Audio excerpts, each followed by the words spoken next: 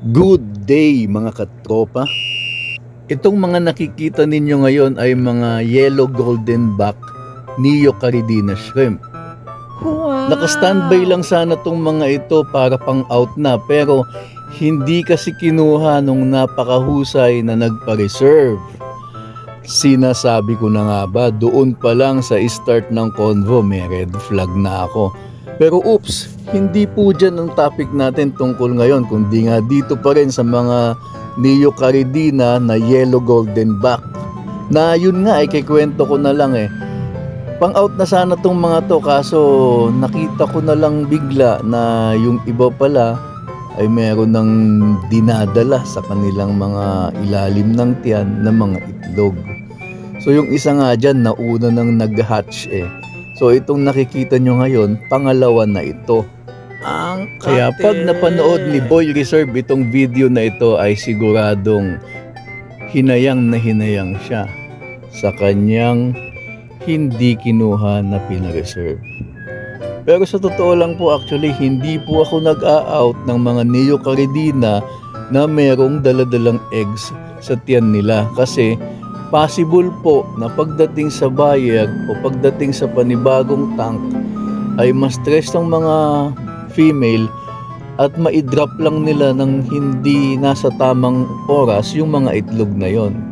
So masasayang lang po. Kapag nangyayari yung premature na nadadrop ng mga hipon yung eggs nila, yung iba may mga ginagawang method para maisalba. Pero ako, sa totoo lang, hindi ko pa po na-try yung mga method na ginagawa ng ibang breeder kapag yung mga itlog ng hipon ay na-drop ng hindi sinasadya dahil nga sila ay na-stress.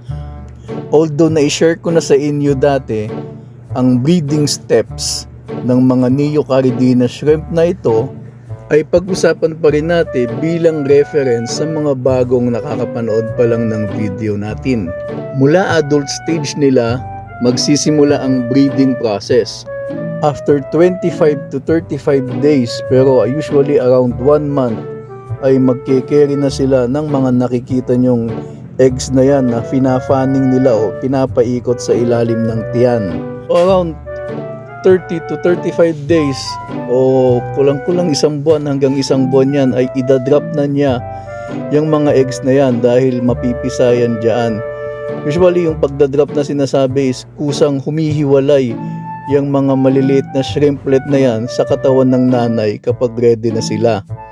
Kapag ang mga shrimplets ay humiwalay na sa nanay, bibilang tayo ng mga around 2 months o 60 days para naman sa kanilang proseso din ng buhay nila papunta sa breeding stage or adulthood. So sa madaling sabi, ang mga hipon kapag nanganak, after 2 months, yung mga naanak nila na yon ay mag-aanak ulit after 1 month, at after 2 months ulit ay mag-aanak ulit sila. So repeating process lang po hanggang sa makita mo na lang na madami ka ng hipon. Subaybayan nyo po ang mga videos ko hanggang sa pagdami ng mga yellow golden back shrimp na ito. Thank you!